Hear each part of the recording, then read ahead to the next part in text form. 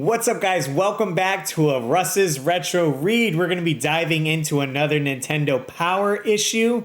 This is from 1991 of August, volume 27 with Dr. Wily on the cover right here.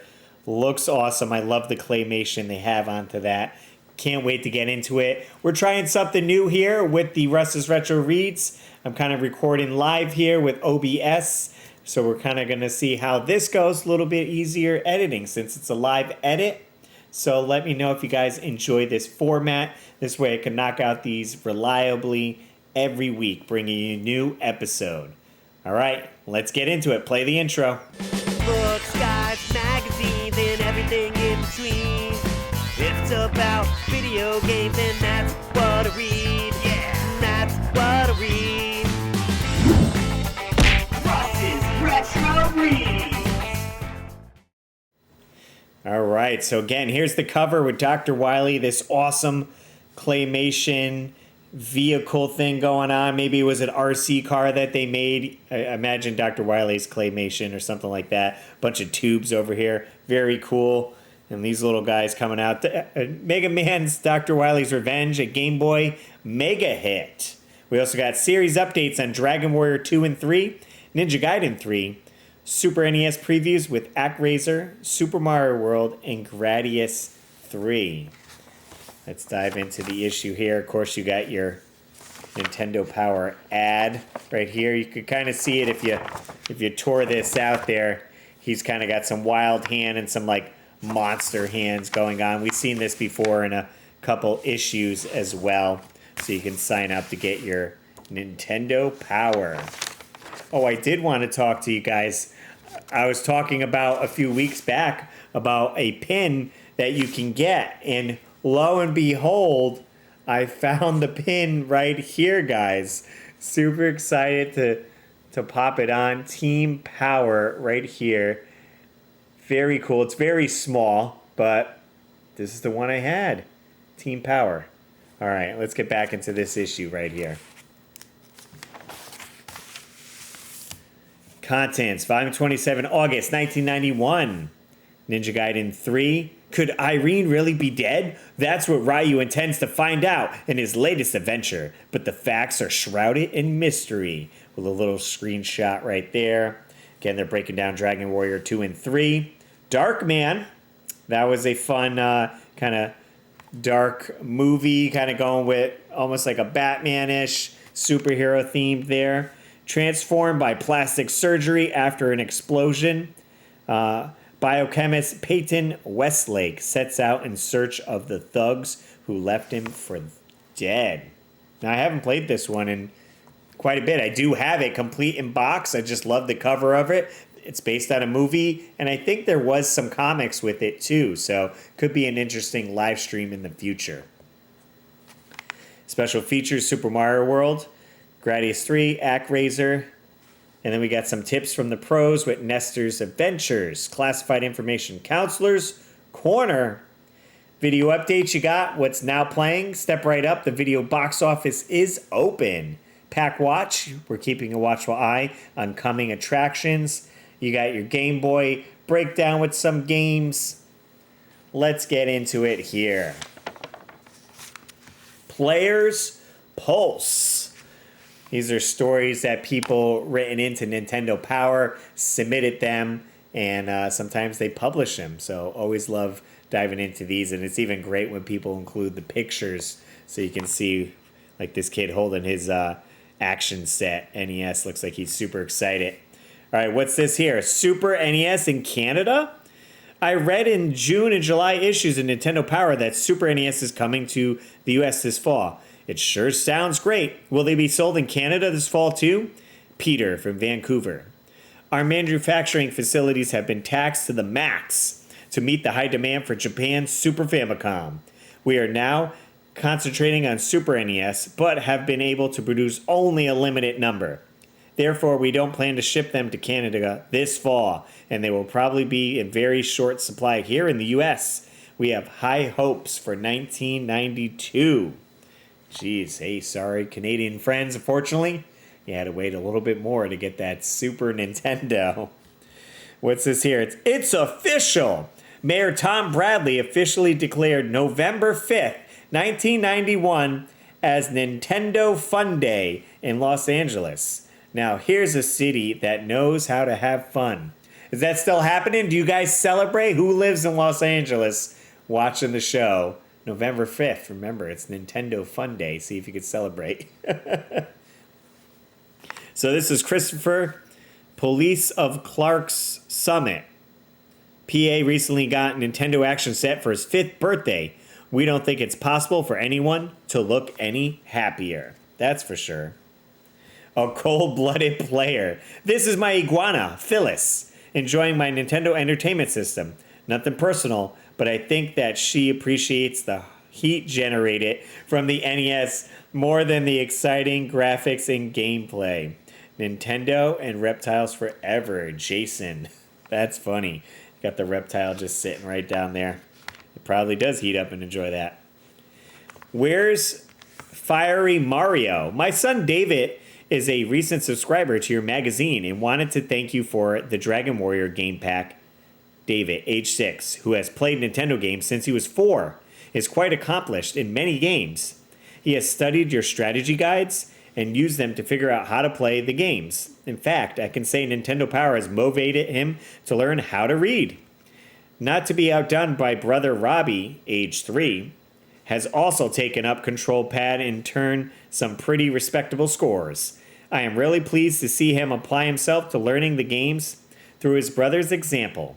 He has gained a lot of self-confidence through his accomplishments. There is a definitive place for Nintendo in our house. Pat Little from Pebble Beach, California. And it looks like they're doing a little cosplay right there. That's great. Super Mario David on the left meets regular Mario. Robbie. I love it. The Cobra Strike Japan. Looks like a baseball game? Wow, they're Nintendo jerseys too on there. Okay. As part of the cultural exchange program, Nintendo America sent the Montlake Rainer Cobras Little League team on a memorable trip to Japan. It was the first fight for many members of the team. First flight, not fight. Let's see. The beginning of the week filled with entertainment and many other firsts. When they weren't playing baseball, the team coaches, parents, and volunteers were treated to a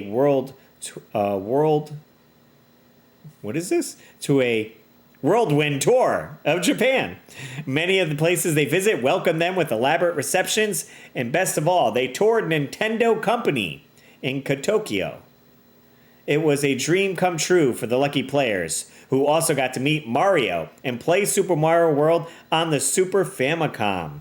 At every opportunity, the team exchanged gifts such as photographs, baseball caps, and playing cards with the opposing teams. Although there were communication problems, it soon became clear that they all spoke one universal language: Nintendo. When the Game Boy was brought out, the players from both countries knew just what to do. Pop in a gamepad, connect the Game Link cables, and get set up for friendly head-to-head competition.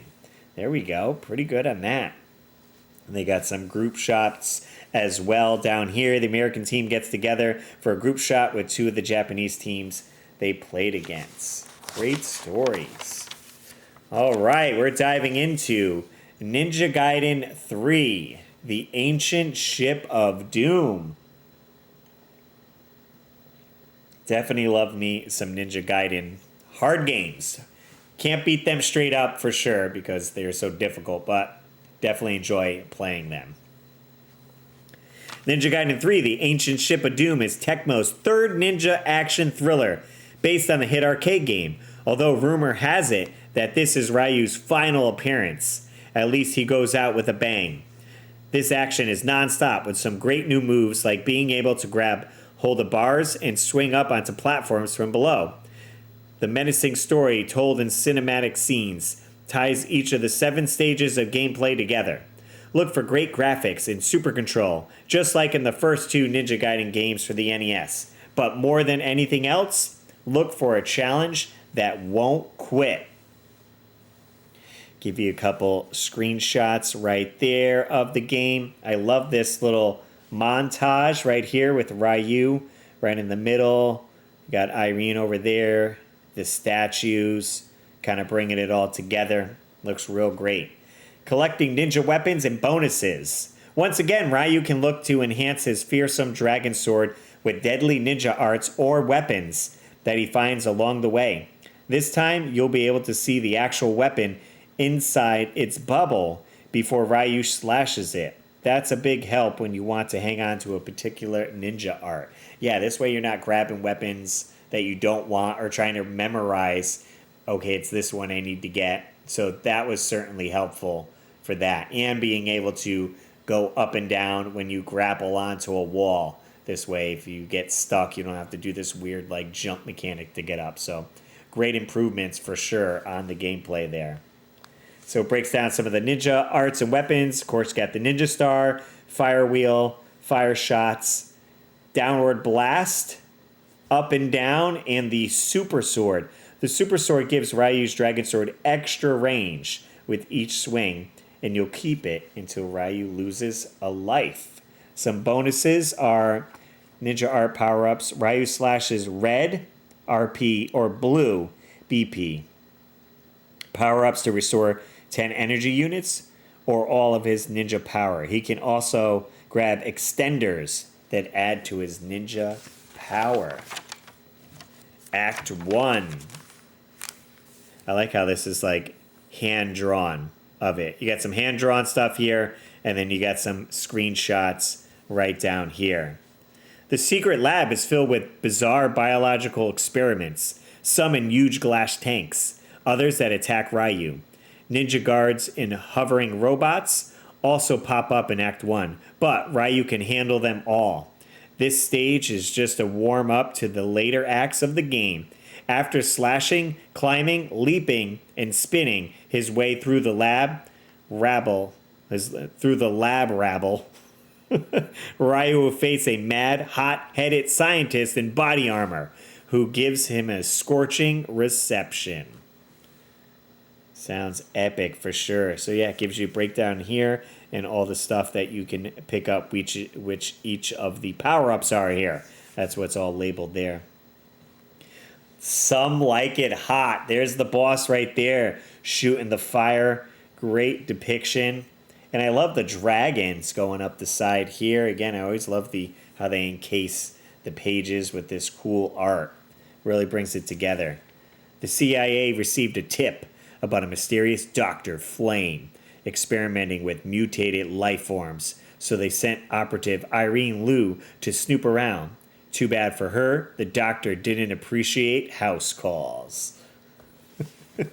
Gotta love all the humor they have in this here. Moving on to Act 2.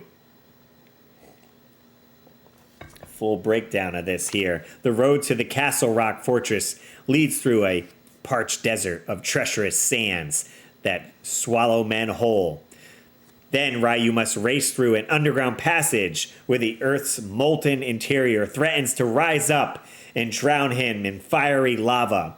To make things more interesting, enemies appear continuously, some of them swooping down from the air, and inside the tunnel, Ryu will come face to face with a new horror. Again, nice hand drawing of the stage, give you a breakdown, and then some screenshots. This way it gets you through here. So the boss of this stage is the Gorgon. The Gorgon is a huge flying mutant who hurls fireballs collected from lava of his domain.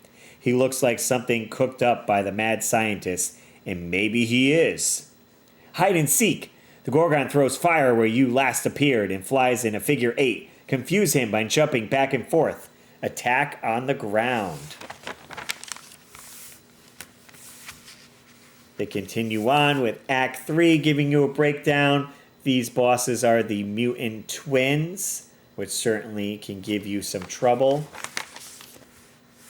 Act 4, Fortress Fats. What a name. The protector of the fortress is yet another mutated fiend. He won't take a pound of flesh. He just likes to pound on flesh. Ryu's flesh. Who are these bosses anyways? Good question. Good question for sure. And then do we get one more here? They give you so you get pretty full breakdowns here of Act 1 through 4. And then when you get to 5, 6, and 7, it's a little bit less. They kind of want to have that mystery, right? When they don't want to spoil anything. So they just give you a little hand-drawn map here, a few screenshots to see what it was like. 6 and 7 as well. I mean, these are pages I'd be looking at while in school and being excited to come home to play this game. Can I make it to this stage? Like, man, I never made it to Act 6. Look how cool the background looks. Certainly things I would do, while in class, having my Nintendo Power, or maybe being at a friend's house and he was playing some other game and I was kind of diving into this. Be like, man. Or maybe I didn't even have the game. This is how you get excited to rent the game. You're like, look at the screenshots. This game looks awesome. Let's get into it and play some Ninja Gaiden 3. Moving on to a Nestor's Adventure comic break. Gotta love the comic breaks here. Take a tea break as well. All right, let's see here. Nestor's Adventure, no painting. School starts again in a few weeks. Good, I need a vacation. Nestor, I lost my car keys again, and I'm late. Can you help? Good going, Mom. She'd lose her head if it wasn't fastened on. When did you first notice them missing? I got in the car and I couldn't start it. You have to look in the least obvious places, like in the Robin Hood game. I didn't leave them in Sherwood Forest. You don't understand. In that game, you find things hidden in weird places. How'd you like to lose a finger? The dog. Gonna freaking bite him. Now we're getting a little flashback of him being in the Robin Hood game. Loxley Manor has many mysterious secrets. Power-up apples are visible in the dark shadows. Food and items may be hidden behind columns or under rugs. Maybe she'll forget these too. Nestor's chores, lawn, garbage, fence. And I thought my memory was bad. Did you forget we were looking for the keys? Forget? I've searched every inch of this chicken. Talk about gratitude. She got into the car, then noticed the keys were gone. Gee, what do we have here? Keys in the door. Man. Thanks. Gotta run after you finish the fence. Don't forget the lawn and garbage. Do you think she'd believe you if you told her you lost the fence? Do pigs fly? Classic comic. Classic. Perfect. All right, getting into classified information. This is where they're giving you tips and tricks. Top secret for Nintendo Power. A bunch of different games. Hunt for Red October. We were just bringing this up on the podcast when we were talking about movies turned to Nintendo games, and we were talking about games to movies. I was like, who was looking for the Hunt for Red October video game? I mean, I guess they definitely were geared towards probably the dads that seen the movie, not the kids. They're like, oh, I'm so excited to be in a submarine. What do they have here? You could power up your sub in it, level skip, tons of subs. I mean, maybe it's a great game. I've never played it, so I don't know. But here's some tips for you. Here's a game you could definitely use some tips, though. Battletoads from Agent 710, a Toad code. You'll need as much help as you can get as you fight the forces of the Dark Queen, and with a terrific Toad code, you can take off with 2 extra lives. On the title screen, press and hold the A button, the B button, and down on the control pad. Then press the start button, and you'll begin with 5 Toads in reserve instead of the usual 3. Totally awesome! Use the code whenever you continue, and you'll tear up the trail to the Dark Queen. Web-footed warps. If you've already seen the weird world of the Toads and you want to skip ahead to advanced stages, check out these great warps. So they give you level 1, there's a warp. Level 3 on the turbo tunnel. Aim for the 10th wall in the 5th speeder bike course for a shortcut to level 5. I bet a lot of kids kind of got that one by mistake, just trying to get the up and down action and just went into the wall.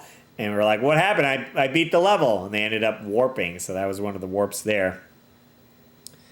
There's also one in level 4 and level 6.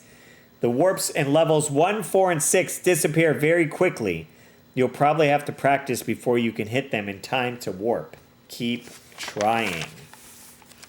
Ooh, Vice Project Doom. This is a good game.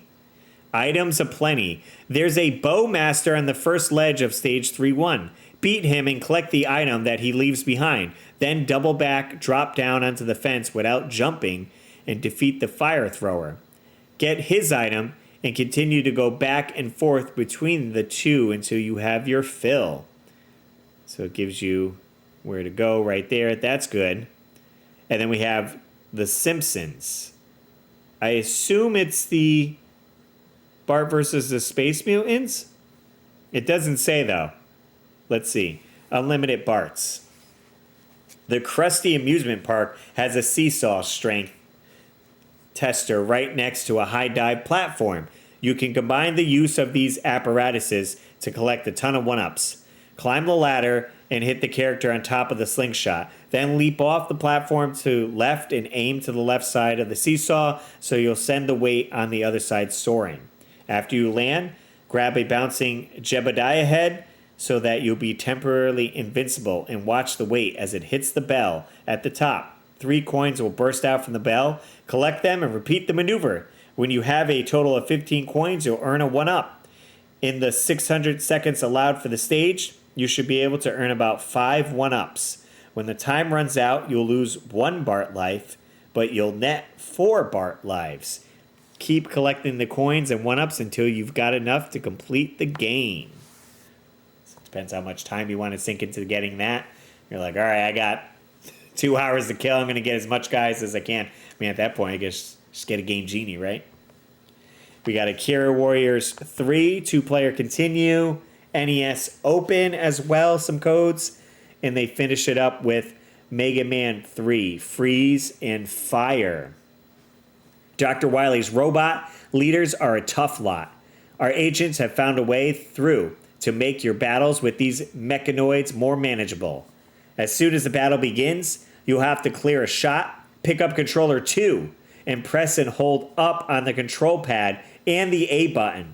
As long as you are holding those buttons on controller 2, the action will be frozen. Even though Mega Man will not be able to move, you'll still be able to fire the arm cannon. Keep firing until the robot leader is history. Who freaking found that out? They're like just having controller 2. You're like, hey, just hit a bunch of buttons while I play this game and figure it out. I feel like only devs that tested the game know that, and they're like, let's throw this in. No one's going to figure this out. Is that it for Classified? Yep. Moving on to Dragon Warrior 3. Erratic Saga, the origin and the aftermath. The first role-playing game to be an NES hit. Dragon Warrior set the stage not for what was to follow, but for what came before. In this review, we will show you key moves and will help you finish Dragon Warrior 2 and catch up with the series. Then we'll go back in time to search for the root of the legend. So it gives you a nice breakdown on the page right here. The history of Dragon Warrior. The telling of Erratic's legend began in discovering the source himself. The saga gets Alphagard with his descendants. When we, bigger and better. Dragon Warrior 1989. The telling of a legend begins. A lone warrior sets out to follow Erratic's footsteps by bringing peace to Alphagard. To do so, he must slay the wicked, brutal Dragon Lord. Then just 1 year later, they knocked out Dragon Warrior 2. Expect the unexpected as you explore new terrain. Instead of traveling alone, now you head a party of 3 as you explore the expanded world of Alphgard. Or Leafagard? I wonder how you say it. Which is 4 times larger than it was in Dragon Warrior. You'll be glad that you have extra help when you encounter parties of enemies like none other you've seen. And then year after that, 1991, Dragon Warrior 3, The Secrets of the Legend are finally revealed. The third game in the series might explain some of the mysteries surrounding the earlier episodes. This time you head a party of 4, some of which can make beneficial class changes during your quests, and you can learn more spells than ever. The passing of time is an all-new element. Explore during the day when you can, at night when you must. You will explore by ship, as you did in Dragon Warrior 2, but this time you will also have to fly high aboard a huge bird to reach remote places. Man, if you were keeping up with that year after year, that probably was something. I played Dragon Warrior 1 a little bit. I didn't beat it. So maybe go back and beat it. It's tough with the RPGs because they do take so long. With this, it's like, all right, there weren't many NES games out. Maybe you didn't have that many, so you could do a full year with Dragon Warrior. And you're like, there's a sequel? 1990, let me grab that one. So it's probably a little bit easier to get into that there. So it gives you some tips here on Dragon Warrior 2. So you can dive into this here. And then Dragon Warrior 3, a nice guide with the world here. This way, if you are like, oh, I got to get to the town of Asaram is 15. You're like, boom, right there. That's where I need to go. Nice, good breakdown. I won't go into everything on here. But again, I do love the outer borders that they give you on this. It says Dragon Warrior right down here. Is very cool looking with some type of wings on each page. Yeah, it's the same there. And some like lady's face right there. Pretty extensive here, almost like a full strategy guide. And that brings us to NES Achievers. This is where you would either beat a game or get a high score, take a picture, send it in to them, and they would print your name or score in this. So it'd be super exciting to like see your name in Nintendo Power. You're like, I did it. By bragging rights, right? We usually check if there's anyone in Connecticut because that's where I'm from. So doing quick, let's see, we got Deja Vu. Only one person with Digger T-Rock, John. He finished it. Double Dragon 3, Dragon Warrior 2. Let's see, was there anyone from Connecticut in this issue? I'm not seeing anyone. California. Yep, here we go. In Star Tropics. I just did a live stream of Star Tropics and we beat it. That's awesome. We got Rob and Matt Parkins from Ansonia, Connecticut. They finished the game, as well as all these other players here. Very cool to see. I love it. Moving on to the Counselor's Corner, as I'm in my counselor's jacket here. Let's see what people are getting stuck on. The Simpsons, Bart versus the Space Mutant. How do I defeat the dinosaur in level 4? Who got the level 4? It took me 2 hours to get through level 1.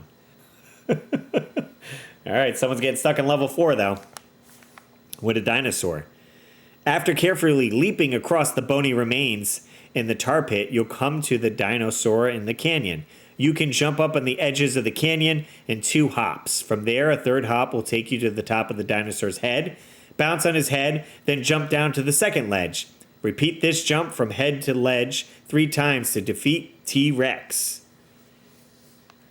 Also, is there a way to win the number game in level 3? Can't say I ever got there. The wheel spins and nobody knows where it will stop. That is, unless you have a way to stop the wheel. In the first level, you can get a magnet from the man in the shop. With the magnet, you will always win the number game and earn 4 balloons. Yeah, you might say this is cheating, but who cares, dude? I love it. That's a good tip for sure. Gets you a little bit further in the game. They have the Lone Ranger and Dragon Warrior 2. Someone giving you a breakdown here. And here are your gameplay counselor profiles for this issue. We got Shelly. Became a member in 1990 in March. Her hobbies are golf and video games. Best accomplishment, finished Air Force in 1 hour. Air Fortress in 1 hour. Her favorite game is Destiny of Emperor. We got Lewin. He also became Game Pro counselor in March of 1990. His hobbies are Atavarks and computers. I don't know what Atavarks are. His favorite game, Final Fantasy Legend. You got Jason as well and Jane. 4 counselors for the issue. So that was a breakdown of them. They're still continuing with Counselor Corner. Some people getting stuck in Ultima, Quest of the Avatar. So quite a bit. Again, another one of those big RPG games. If you didn't have a full strategy guide to that, or if one of your friends didn't figure it out, this is where you were going to get those tips and tricks to finish that up. And we also got Battletoads. How do I get past the snakes? In Cartha's lair, the Battletoads run smack into the snake pit, where huge serpents squirm through holes and make it right-angle turns. The trick of riding these big boas is to watch out for obstacles and jump over them, and to time your leap onto the next snake as it appears from its hole. Some of these serpents move like the wind, so practice makes perfect. So they basically said, just jump and do stuff. It's like, yeah, obviously, I'm supposed to jump where the obstacles are and time my jumps and all that. Not really helpful, I guess. I guess they were looking for something more definitive to be like, maybe at the count of 5, jump over this thing here. It's just like, get good, all right? Get good at the game. At least they provide some screenshots here of that. Oh, here we are, Darkman. Look at that cover right there. You got the silhouette in the A. Again, they were kind of going for this like Batman-ish superhero. It was a movie, and they decided to make a video game on it here. The story begins. Dr. Peyton Westlake's biochemical research on artificial skin tissue would have improved the lives of many burn victims. Peyton, however, caught the attention of the wrong people. While working in his lab late at night, underworld thugs stormed his house in search of a confidential memo. They didn't intend to leave witnesses. After a terrible beating, Peyton was caught in an explosion that destroyed most of his lab. He survived but was horribly disfigured. Special treatment at a nearby hospital not only changed his appearance, but also gave him superhuman strength. The new Peyton, alias Darkman, escaped the hospital to hunt for his attackers and have his revenge. So there's his little backstory there. So he's disfigured, so he has the bandages on. He's got some superhuman strength. Let's get into the game. Let's see what it looks like here. With his synthetic skin, Peyton can take on the identities of his underworld enemies and turn their lives upside down, as they did his. But Peyton had no time to perfect the skin. It disintegrates after 99 minutes in the light. He'll have to work quickly.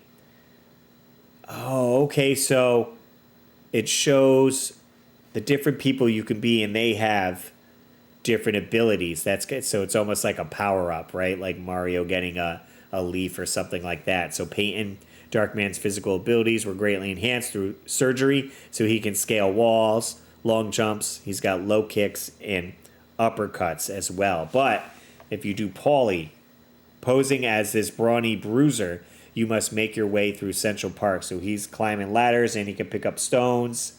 Skip. As the Skip imposter, you must find the real Skip somewhere in the funhouse. You got Smiley and Durant as well. So here's a breakdown of what the levels look like. And again, it's got some good inspiration from Batman, from Sunsoft, which was a fantastic game for sure. I definitely want to go and check this game out. Maybe this would be something for October. Kind of curate some spooky games to live stream during October. So we'll put that on the list for sure. Warehouse 1, you get the breakdown, and then you're in Central Park right here, which looks pretty cool. I like the outdoors right there. Almost kind of reminds me of Bart Simpson Escapes Camp Deadly with like jumping on these tree logs and stuff. Moving on to the fun house. Got these creepy faces here. And Chinatown. This part of town is under Smiley's watch. The area is fraught with ninja assassins, so be on your guard. Watch out for runaway rockets and time bombs, as well as mortar shells launched from the ground. Oh, and now we're getting into the Nintendo Power poster. This issue has the poster, and it does have some of the maps on the back right here. What do we have for the poster? It looks like Star Wars. Yeah. Star Wars, you can see the Death Star right there, and an X-Wing. Coming soon to your NES from JVC. Produced by Lucasfilm Games, starring Luke Skywalker, Princess Leia, and Han Solo. Nice. There's your Star Wars poster, and with some of the Darkman maps on the back there. Moving on to the Game Boy, some Game Boy special features here. A few games here. Dr. Wily seeks his revenge. The second Final Fantasy Legend adventure begins, and Cole Trickle hits the tracks. So I guess that's maybe a racer from Days of Thunder. They're kind of giving you the breakdown right there.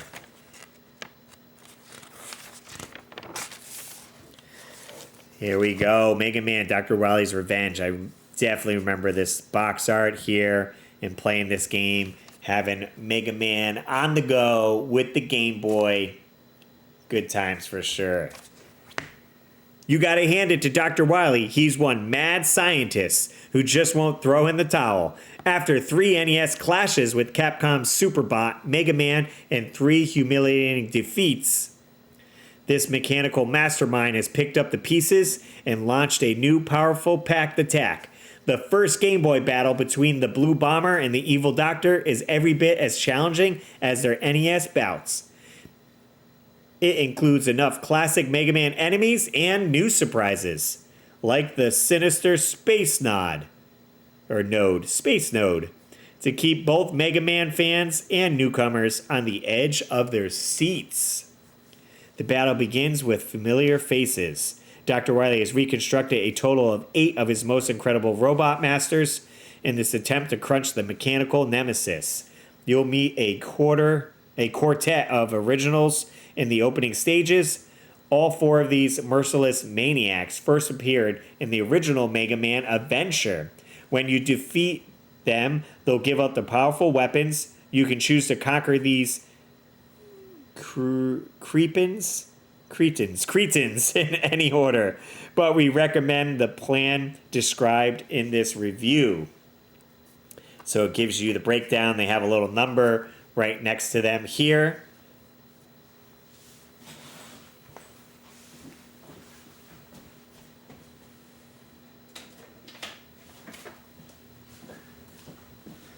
Just grabbing some power.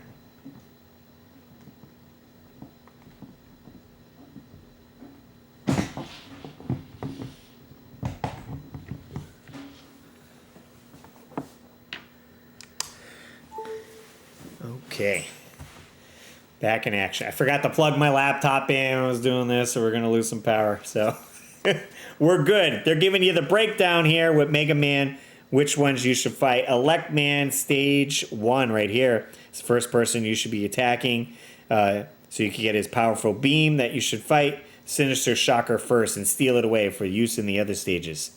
Heading to the Iceman stage, the Cold Creep. Iceman is equipped with the freezing Ice Slasher.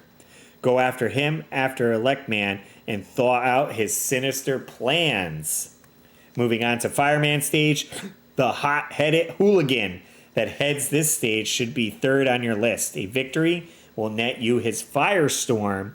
Moving on to Cutman, this vicious blade slinging should be your 4th conquest. When you defeat him, you'll earn his super strong rolling cutter. Nice. Always enjoy the breakdown there. I mean, you could go for more difficult and just do your Mega Buster only. Or use Nintendo Power and get going on this here. They give you a full breakdown on Electman stage right here. This way you can see what's going. It is, you know, a tighter view because it is on the Game Boy, so that adds a little bit to the difficulty of that. Iceman stage, Fireman right here. So they break them down straight across here. I like this guy hiding behind the shield. Moving on to Cutman and Dr. Wily's lab. They give you a nice picture of his castle right there. Once you take care of the first 4 robot masters, you'll find 4 more in Dr. Wily's revamped Skull Castle. Scare Wily out of his skull, and you'll meet him at a new high-tech space node, home to a horde of sinister machines. So it gives you the breakdown here. Oh, you could get a 1-up. Okay, definitely good to use all that. Looks like then you're going up against Quickman, Flashman, Bubbleman, and Fireman. Moving on to Final Fantasy Legend 2. I don't think I played this one. I played Final Fantasy Legend 1. Not the sequel, though. Final Fantasy Legend continues with a dangerous journey for a new band of fearless warriors. This epic sequel is even longer and more involving than Squaresoft's original Game Boy RPG. You'll find tons of worlds to explore and countless villains to conquer.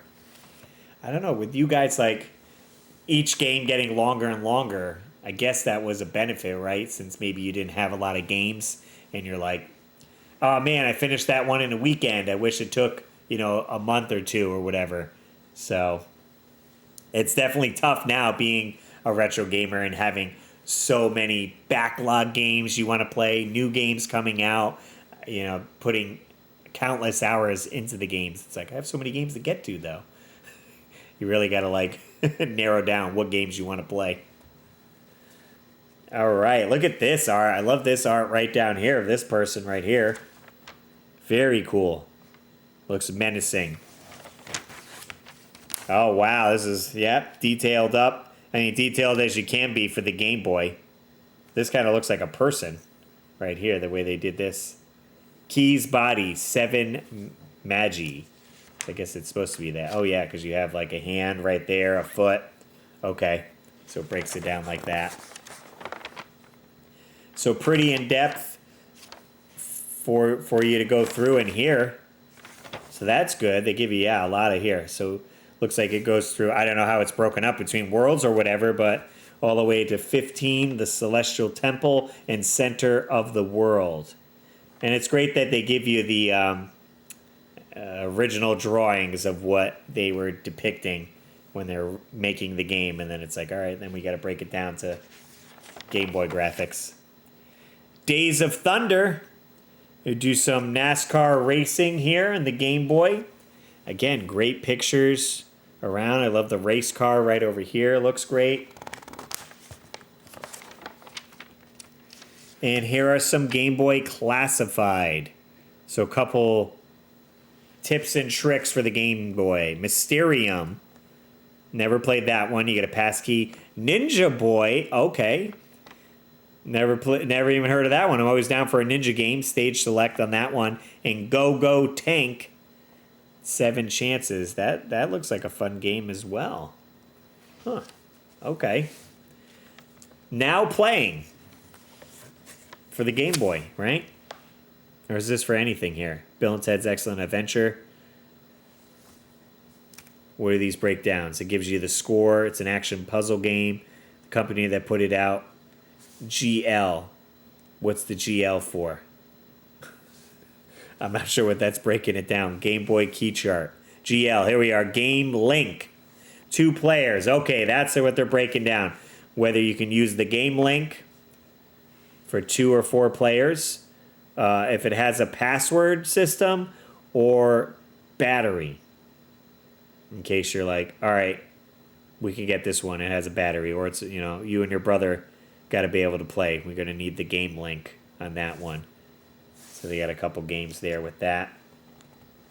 Coming soon, though. Look at this. Perfect. So this is an August issue.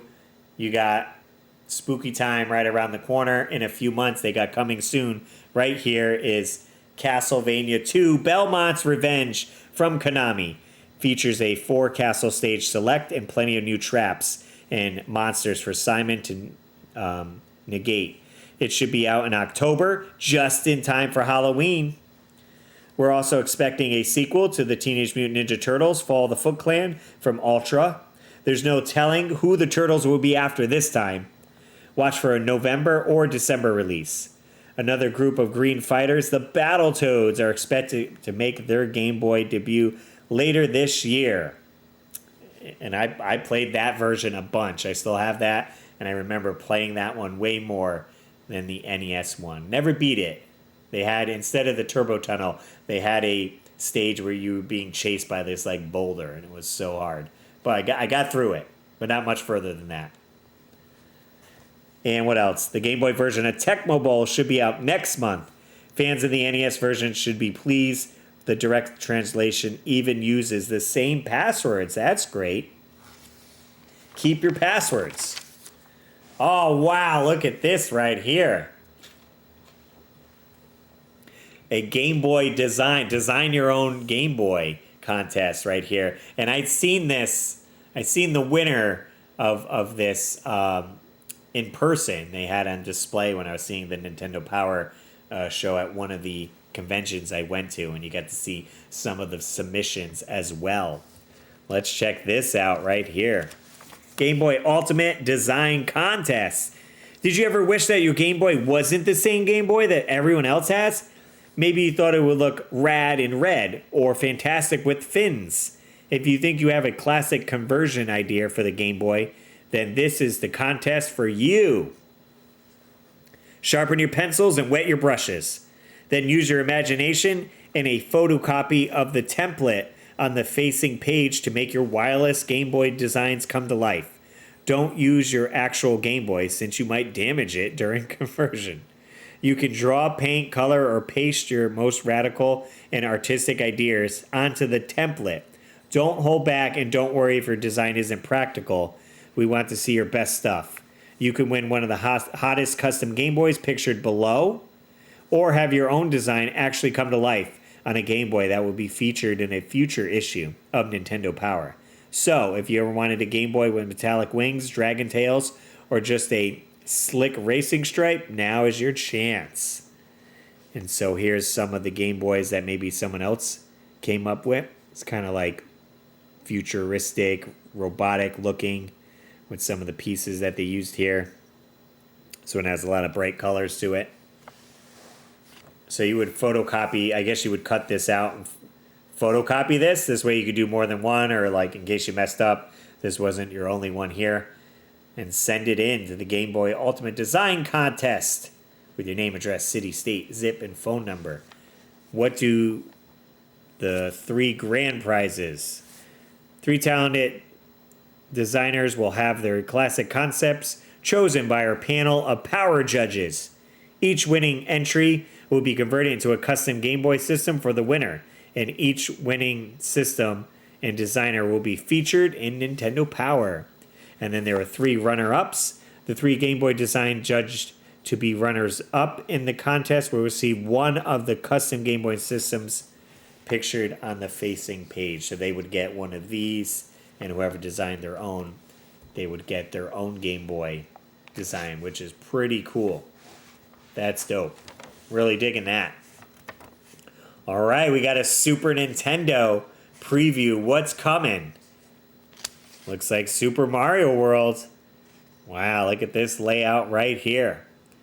A host of hot games is lined up and waiting. Even before the Super NES arrives in US, several titles will be released as soon as the system becomes available, and many more will be released shortly after. This month, we're giving you a quick look at just what the Super NES is capable of in previews of 3 sure hits. You'll be amazed. So it's showing Super Mario World, Gradius 3, and ActRaiser. Here's Super Mario World. The Super NES struts its stuff, beginning with the huge world of Super Mario. The Super Mario series just keeps getting better, bigger, and better. Just keeps getting bigger and better. When Mario and Luigi first appeared in the original Super Mario Bros. Back in 1985, they were an instant hit. Over the years, their popularity has continued to grow in subsequent hits, Super Mario Bros. 2 and 3. Players can't get enough of the feisty pair of plumbers. The duo continues to break new ground in the latest Mario venture, Super Mario World. And it shows each of the games here with the layout of Super Mario World. Super NES makes a huge Super Mario World possible, daring new and varied destinations. When you take a close look beyond the expansive overworld, you'll find crazy characters, secret sites, and more maps. Filled with all new creatures and locations, Mario's latest adventure is gigantic. Wait until you see what he can do now. More characters than you can count. It's tough to keep track of all the troublemakers. They're funny, friendly, but full of mischief. They'll make Mario's life miserable. You get a few screenshots right there of some of the characters. Then it's breaking down the controller. Super sensitive controller. Once you get used to the Super NES controllers, you'll appreciate their added buttons. Thanks to the new controllers, play action is more lifelike than ever. The extra buttons allow Mario to perform some startling new stunts. Save the day. The battery backup lets you save stages and start where you left off. Don't start from scratch every time. You could avoid endless repetition of early stages by saving your progress and restarting at points later in the game. New moves for all stages. The capabilities of the Super NES made it possible to create a huge variety of stages.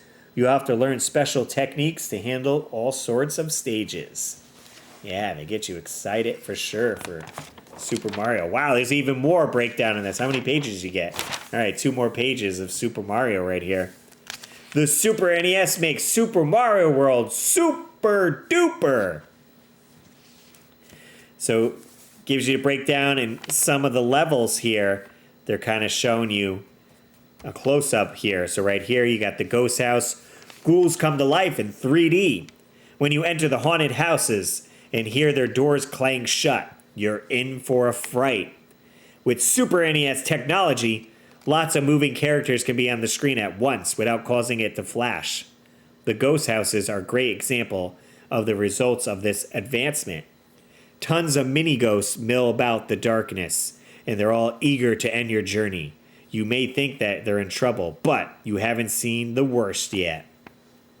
It's a bird! It's a plane! It's Super Mario! Mario becomes a Cape Wonder when he latches on floating feathers. He may not be faster than a speeding bullet, but he sure can fly. Gives you a nice screenshot of him collecting some coins right there. Meet Mario's new pal, Yoshi. The programmers of Super Mario World have hatched a new friend for Mario. He's the hungriest little dino you've ever seen. Luckily for Mario, he has a fondness for enemies. Nice, and here's a little nice picture of Yoshi down over here. Hi-ho, Yoshi, and away we go. There's a huge world out there to conquer, and we're just the duo to do it. Nice. I want to say I have a keychain. Let me check real quick. I think I have this keychain right here.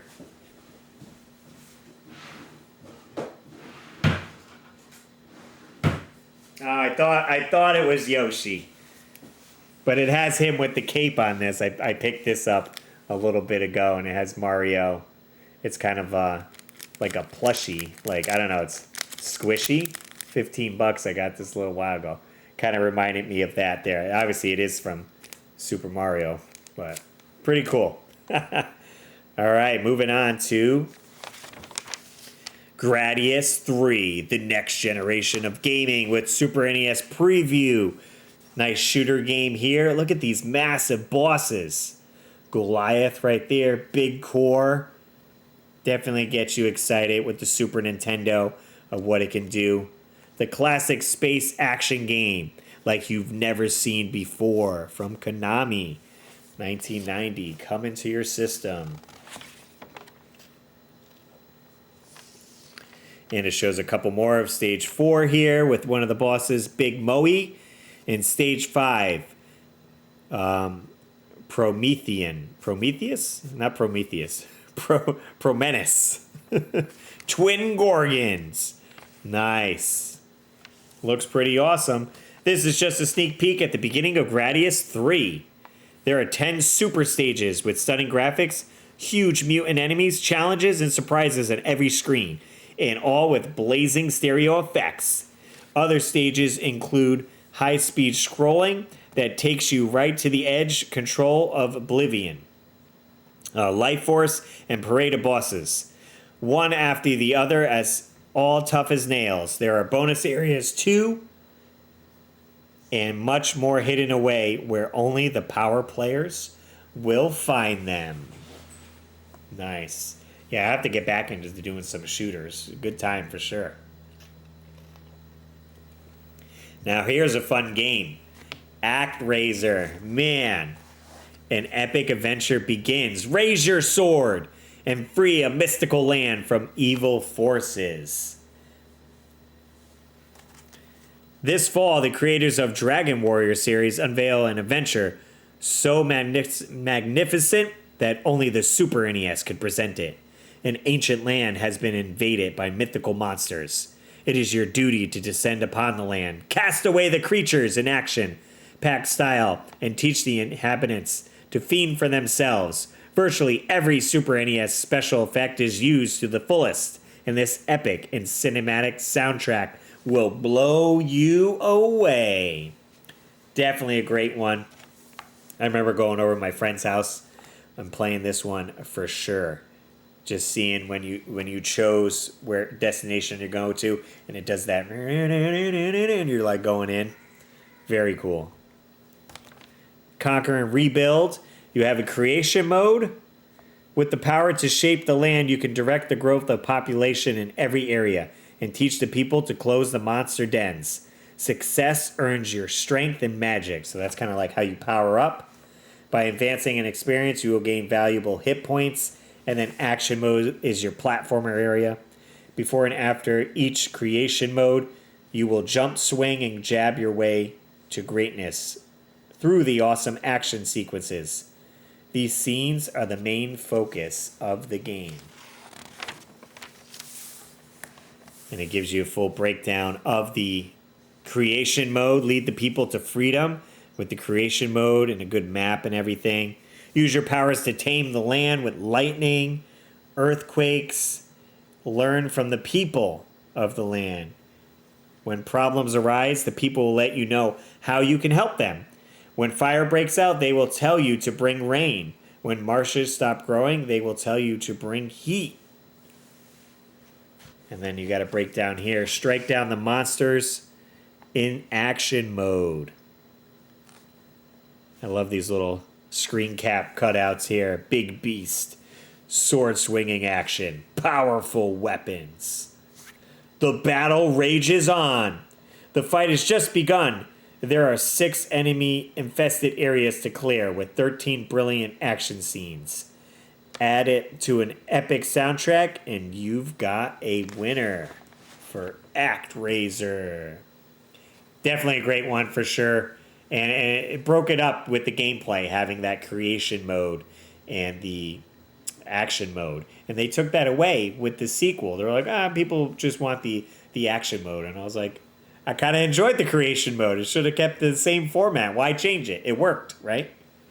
All right, players poll right here. Players poll contest with Bill and Ted's telephone booth. One lucky winner will have Bill and Ted's actual phone booth with a working telephone installed at home. Who won this?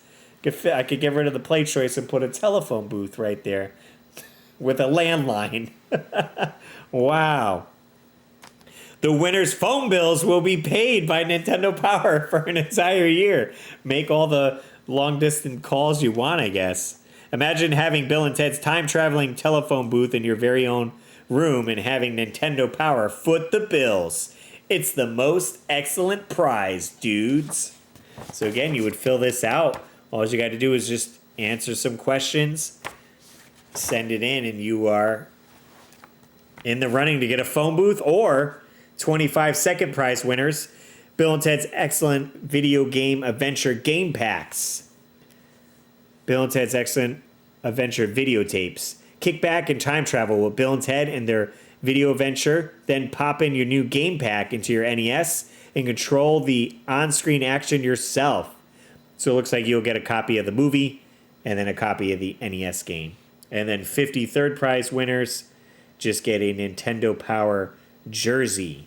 A new design to kick off the 4th year. We decided that there would be no better way to move into our 4th year than presenting an excellent new Power jersey. Kind of looks like it's got like a stone wash color with just the Nintendo Power logo right there. I have Bull Air's logo right here because Bull Air's did the jacket themselves. They have, I don't know if you ever seen it. It has Mario on the back of this here, but he has some bull horns like that because of Bull Air's. So it's close. It's close to a counselor's jacket. The easiest way I could get to one because the original ones are quite expensive. So there's your contest. Now playing August 1991. This issue glances at games that didn't quite score feature coverage, includes a new game, show game, a chess-like strategy game, a shoot 'em up, and an adaptation of a popular series children's book. Check them out. You should also take a look at the new Nintendo-related gear on page 87, so that's just a little bit away there. So they're showcasing Super Jeopardy. I like how they have these like big cartoony heads. Is pretty neat. Triumph. It looks like that's some type of chess type game.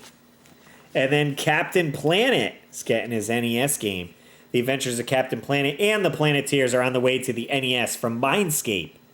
Use the powers of the elements to help the Planeteers carry out their mission in 2 types of action sequences. The first section is a shoot 'em up over water, and the second is a battle in the maze-like factory. Giving you some screenshots right there. That's pretty fun, right? I never played that one, but it looks cool. And a Where's Waldo game coming out. In the Where's Waldo series of books, the reader is challenged to find a striped-shirted character named Waldo who is hidden on a busy scene on every page. The NES adaptation from THQ takes that theme and adds a few new twists that make the game challenge every time you play. And then here are the World of Nintendo. Some of the cool stuff that you can get. You can beg your parents, like, please get me this stuff.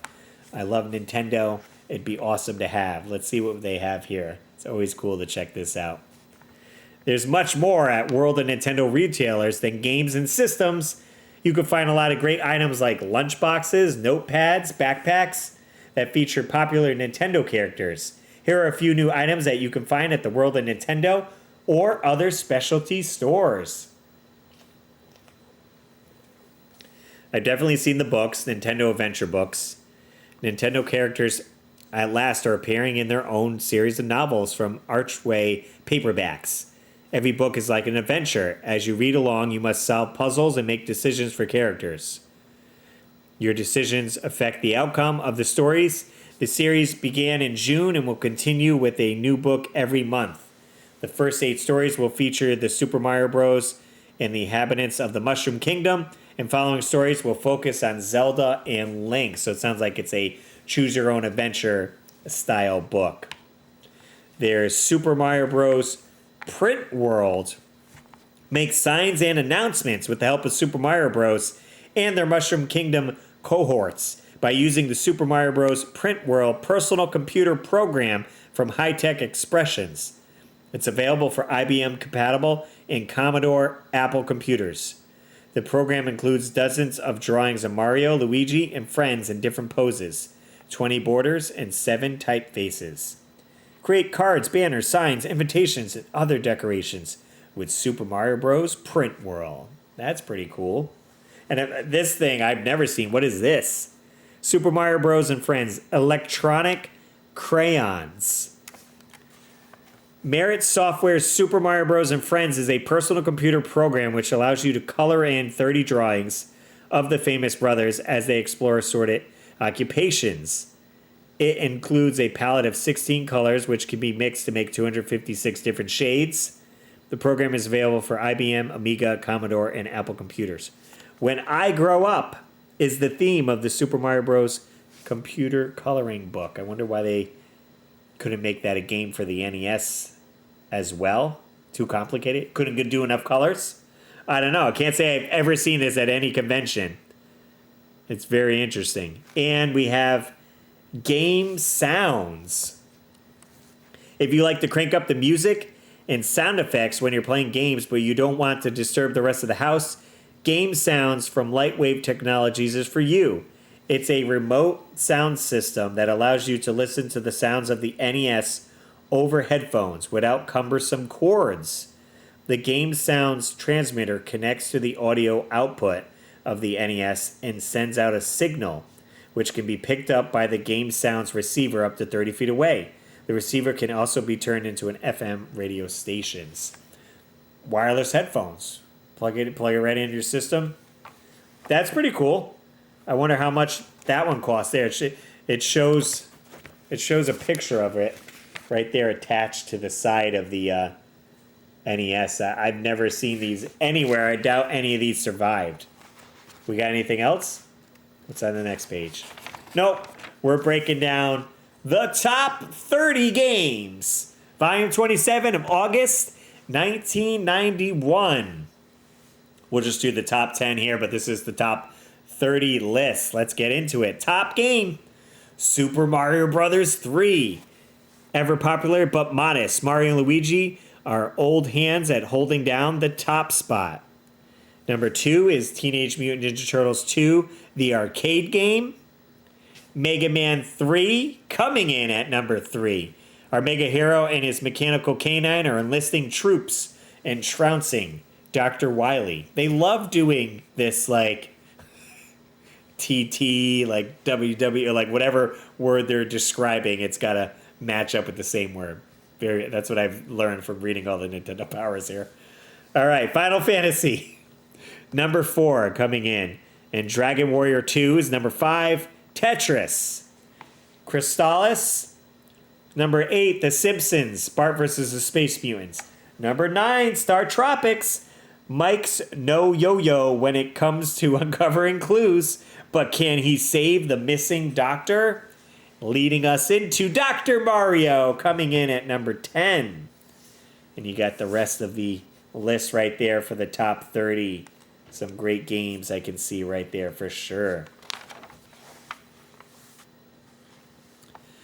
Players' picks, pros' picks, and dealers' picks on kind of what their games are to go to in case you were looking for certain titles. But let's get into this here. We have Celebrity Profile. Looks like we're talking about Macaulay Culkin, star from Home Alone. I don't know if he's made Home Alone already yet. I assume so. That's why he's in here. Let's see. If Macaulay Culkin were home alone in real life, he'd probably be playing Nintendo video games he loves.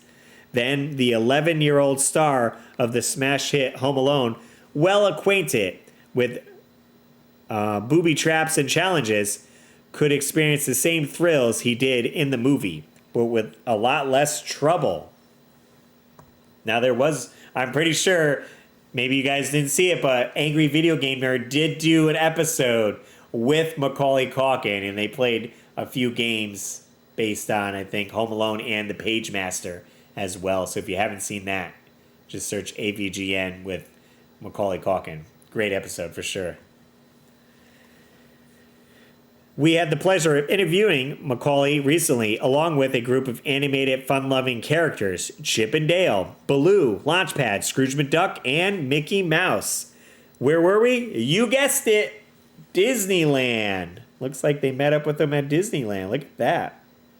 Mickey's holding it looks like a ribbon that says Capcom on there with Macaulay Culkin. And it says, Macaulay and Mickey open the door to video game fun at Magic Kingdom. In a salute to high-tech entertainment, Macaulay helped kick off opening festivities for Disneyland's new Videocade Game Center, which will offer 30 monitors featuring Capcom's NES video games starring popular Disney cartoon characters. What? That's awesome! So you could go to Disneyland and play some Nintendo games. And those Capcom games were fantastic. DuckTales was great. Tailspin, I don't know, maybe Darkwing Duck was on there. Sweet. Macaulay performed the opening ceremony with Disneyland President Jack Lindquist. Then Macaulay, Lindquist, and a mysterious contender matched wits and played a game before the crowd. It was a tense moment, and the winner, the mysterious guest, turned out to be none other than Michael Scott, one of the 1990 Nintendo World Championship finalists. Macaulay didn't mind losing, and he had Michael spend the rest of the day exploring Disneyland. They were like, well, if he's going to lose, might as well be to a champion of one of our prior events. So what's it like to be the star of such a phenomenal, successful film? Macaulay says, it's fun to be a celebrity. I really can't think of any drawbacks. Acting's the best. Macaulay's love of video games is widely known.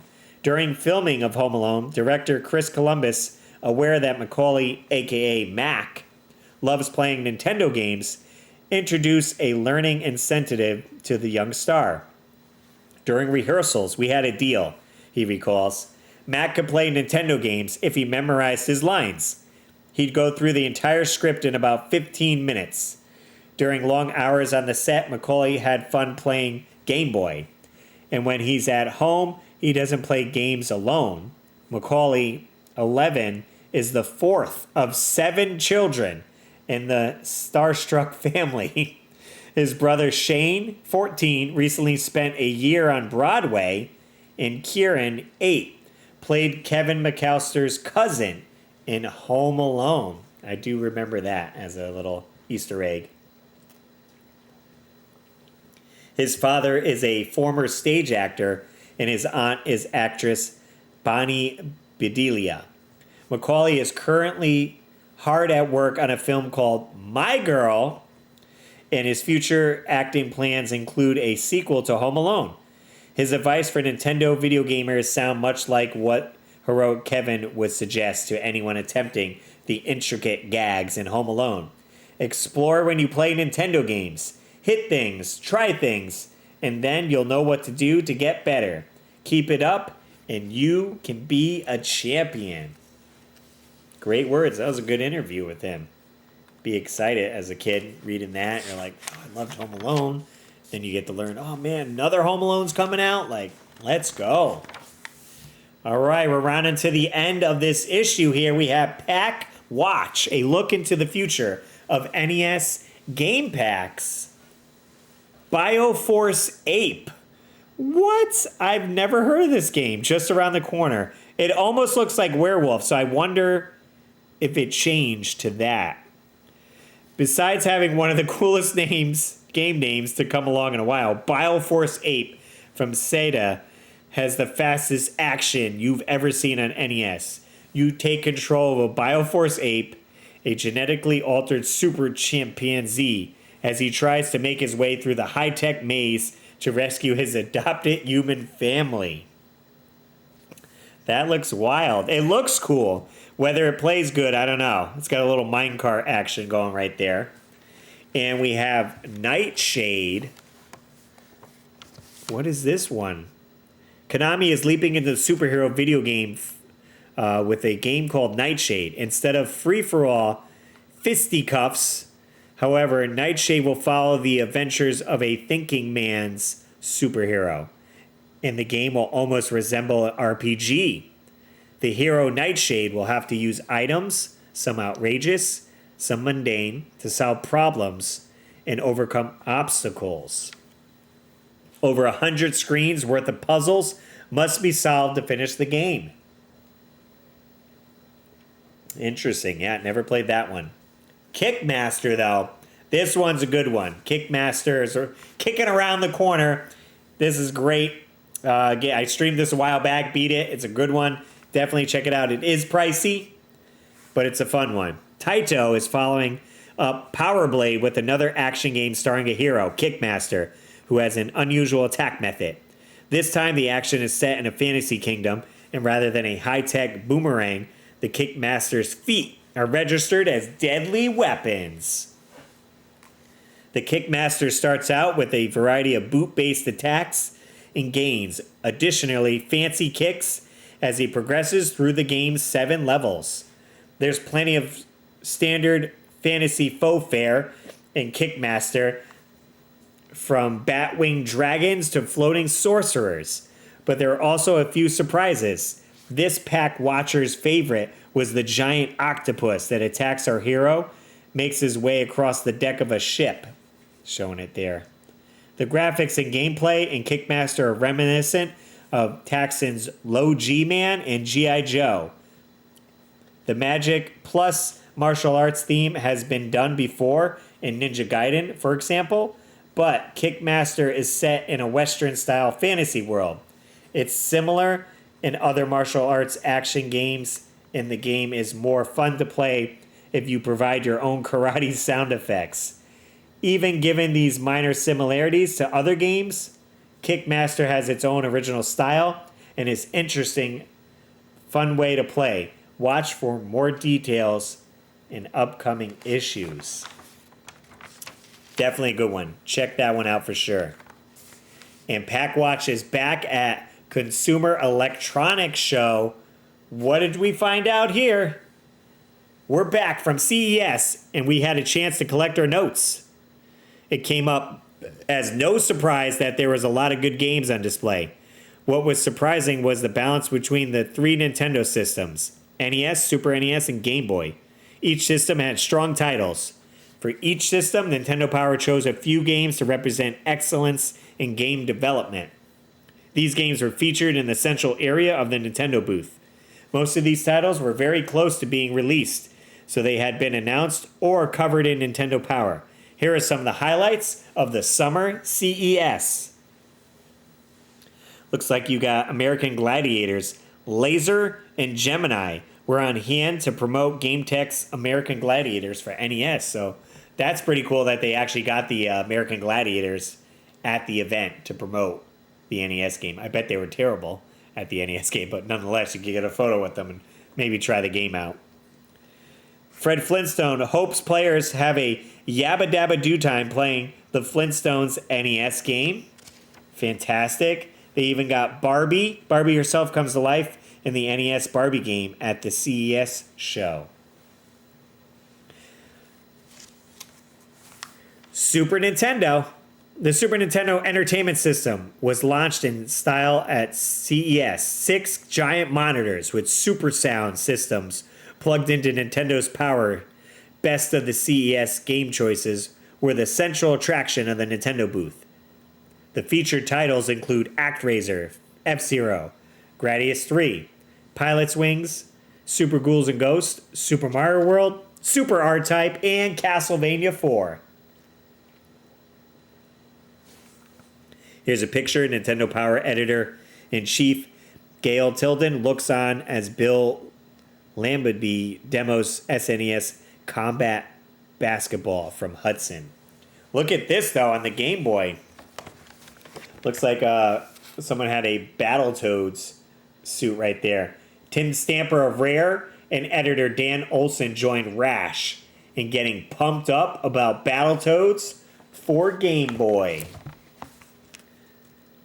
No one left their Game Boy at the show. Over 50 new titles were on display, including Nintendo Power's Best of Game Boy, Castlevania 2, Belmont's Revenge, Lunar Chase, Mega Man, and Dr. Wily's Revenge, Metroid 2, Return of Samus, Super Mario Land, TMNT 2, Castlevania 2, improves on the first Game Boy Castlevania with better graphics and play control. Lunar Chase from Nintendo uses 3D programming to create the first-person tank game with real-world feel. Metroid 2 for Game Boy is a long-awaited sequel to the NES title. Samus must explore extensive caverns and mazes to destroy SR-388, the Metroid homeworld. TMNT 2 for Game Boy also updates the original with 6 new levels, of action. Man, they certainly had a bunch to showcase at the summer show. And then we have Super Nintendo's Development Dispatch. Look at this. It's labeled as Zelda 3 instead of Zelda A Link to the Past. I mean, it is the third game, but I guess they didn't have that title yet. While Nintendo Company is being extremely secretive about the third game in the famous Zelda series, we have heard that it should be completed by August, with a scheduled release date of winter 1991. From what we've seen of Zelda 3, all we can say is it looks awesome. The gameplay viewpoint harkens back to the original Legend of Zelda, but has 16-bit graphics, which allow for larger characters and enemies, as well as greater depth and realism. 16-bit scaling technology is used to zoom in and out on the overworld. The story behind Zelda 3 links with the past in that the hero is an ancestor of Link, also named Link, and the maiden he must rescue is an ancestor of Zelda. Not only are objects in the world huge, but the world itself is gigantic, with many items to find, people to talk to, and secrets to discover. Link has more amazing abilities than he had ever in other Zelda games, and the plot and story are more involved. Be sure to stay tuned to Nintendo Power for the inside scoop of this super game. Nice, I would be excited. You get 2 screenshots and a little bit of story action right there. And then they go on to talk about Super Castlevania, Castlevania 4, and Super Ghouls and Ghosts to get you pumped up for that. We've only seen early versions of Castlevania 4, but it looks very, very good. Maybe we're getting used to it, but the Castlevania play control in this 4th installment seems to be the best yet. The hero, we're not sure if it's Simon, Trevor, or another Belmont, also has a few new whip-cracking moves, including the ability to whip up and down and to swing across gaps using his whip, a la Indiana Jones. The graphics are detailed and really give a gothic feel to the game's eerie setting. This is another one to be on the lookout for. Excellent. And then they have some gossip of some games in the works. The Empire Strikes Back, Overlord, the Die Hard game, and again, Barbie. Move over, G.I. Joe. Soon you won't be the only toy figure that has an NES game. Throwing some shade there. The bulletin board. Here's where you could get some of the back issues in case you missed Nintendo Power. Maybe you started getting it late, so you could get some of those. Or the strategy books, like the Super Mario Bros. 3 strategy one. I think there was one for Ninja Gaiden 3. I think it shows it here. Yeah. Ninja Gaiden 3, Final Fantasy, and the Techno Bowl, I think, as well. Nintendo World Class Service Center Hotline. These would be stores that work on your games or your systems. Do we have any in Connecticut? Doesn't seem to be in alphabetical order.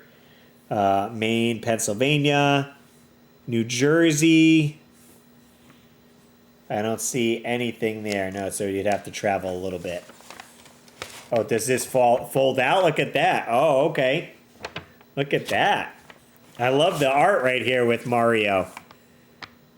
Product maintenance, troubleshooting, and service guide. Stay in the game by maintaining your Nintendo products. Nintendo World Class Service Hotline. So what do we have here? It does maintenance tips and some troubleshooting. So in case you were having issues, you can, if you have a snowy screen, solid colors, it gives you kind of a breakdown of what's happening and what you can do to fix it. So it's pretty interesting that they had this here giving you the tips before you ended up going somewhere, having to bring in your Nintendo. Maybe they would have to keep it for a week or so, and you're like, oh, I don't want to be without my Nintendo. Like, here's some tips. Maybe I can get going, get the system going. Nice. And then what do we got coming up next month? The next issue coming up next month. Super NES game features. A great lineup of Super NES titles is ready and waiting for the system's arrival next month. Get a better look at games such as Super Mario World, Castlevania 4, Final Fight, and Sim City. They got Star Wars, Smash TV, and then on the Game Boy, Final Fantasy Adventure. Closing out with a Dan Osen, Agent 710. Dear readers, I bet everyone has aspired to work on game development, and I'm sure it would come as no surprise to you that the editors of Nintendo Power share this dream. But there's a lot more to making a hit game than just coming up with an idea. As I found out when I visited Nintendo Company headquarters in Kyoto, Japan. The purpose of my visit was to learn the ropes as a communication liaison between Nintendo of America, Nintendo Company, and the outside developers. Although this wasn't really game design, it was about as close as you can get. Working in the inner sanctum of NCL R&D, I got a chance to see a few top secret projects that the general public won't know about for months. As a matter of fact, secrecy is so important, even different R&D groups within Nintendo don't even know what the others are working on. Plans are for me to go back this fall to work further with the development teams on games for the Super Famicom and Super NES. I'll be sure to keep you all posted, that is, if the projects aren't top secret. Nice, good one for sure. We got anything on the back here? Yep, we got keep your game in high gear with the cool van here and a 1-800 number. Keep your winning edge with Service Mario and the Nintendo World Class Service Team. Pull out the maintenance, troubleshooting, and service guide inside the World Class Service information. Then gear up. Wrapping up that issue. Volume 27 of August 1991 with Dr. Wily on the cover right here. Certainly a fun issue. Summer fun and getting you excited to play some games and some spooky games on the way as well in the coming months. Hopefully you guys enjoyed me going through that Nintendo Power issue. We're going to try to do one every week here on the channel. So if you guys aren't subscribed already, consider doing so. You can check out more videos. I'll put a playlist right up here in case you want to get caught up on all the Nintendo Powers that I read on the channel. And maybe we'll get to one of your favorite issues. All right, guys. As always, I'm Russly, and keep your world fun bit by bit. I'll see you next video.